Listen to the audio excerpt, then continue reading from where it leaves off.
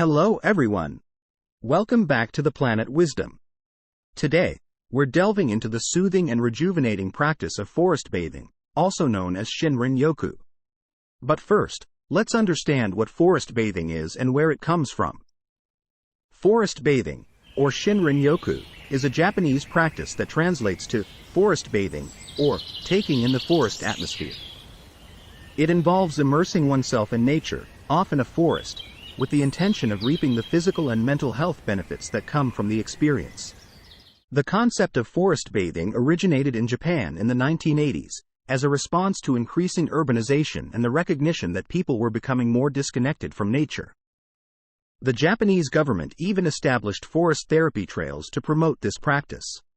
Now, let's delve into the scientific research that highlights the importance of human contact with the forest. Numerous studies have shown that spending time in nature, especially in lush green forests, has a profound impact on our well-being.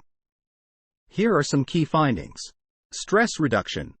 Forest bathing has been proven to reduce cortisol levels, the stress hormone, leading to decreased anxiety and improved mood. Boosted immune system.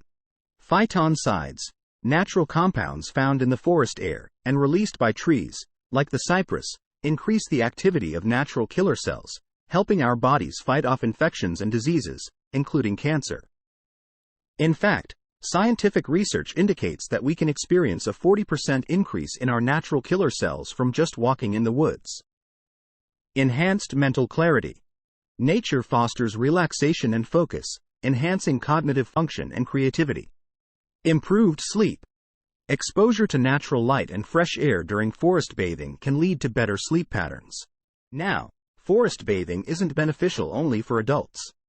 It's especially beneficial for children as well. Here's why it's crucial for kids to have contact with the forest. Children who spend time in nature develop important life skills, such as problem solving, resilience, and empathy. They also experience enhanced physical health. Outdoor play encourages physical activity, reducing the risk of childhood obesity.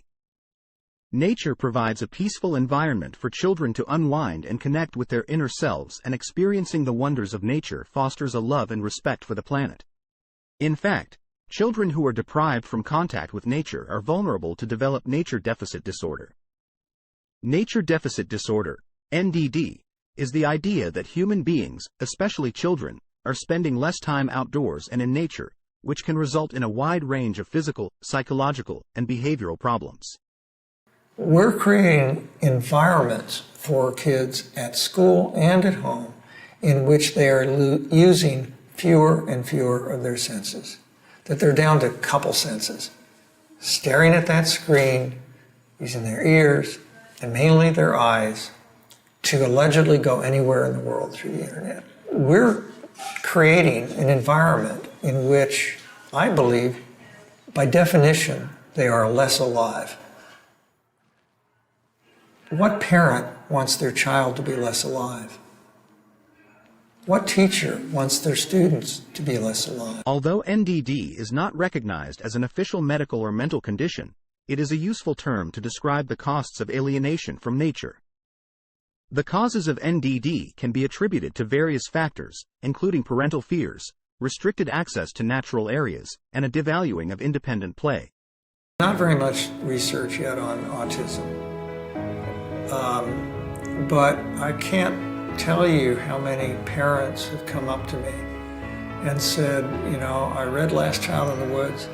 We have an autistic child or a child with Asperger's, and we started getting our child outdoors more. And there's been a change. I hear from teachers all the time.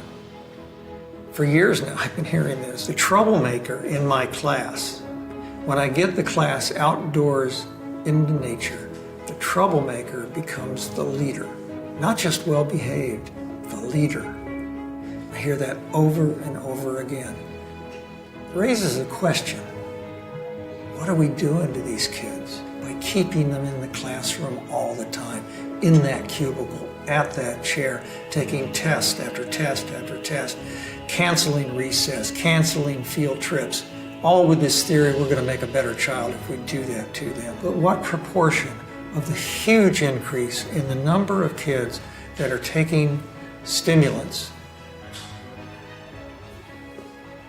pharmaceuticals, drugs, for their behavior, what proportion of that huge increase might have something to do with the fact that we took nature away from kids in the first place? Nature experiences are in some ways just as important as anything else in a child's development, and they have a human right to that experience in nature. Hey! So now that we understand the benefits of forest bathing, here are some tips to get the most out of your experience. Leave your devices behind. Disconnect from screens and immerse yourself fully in nature. The biggest thing that I've learned from this experiment was that it's good to be bored, and it's good to have downtime in your life at some point. So, for example, what I mean by this is, today, whenever we're sitting and waiting for something, maybe we're on the subway or we're at the doctor's office waiting, instead of just sitting there and letting yourself daydream and let your mind wander, instead of doing that, we now constantly try to fill every single minute of our lives. We just reach for our phone and we just browse, and we're like looking through our LinkedIn messages, we're scrolling through YouTube shorts, we're doing all these things just to fill our time so that we don't have any little bit of downtime at all.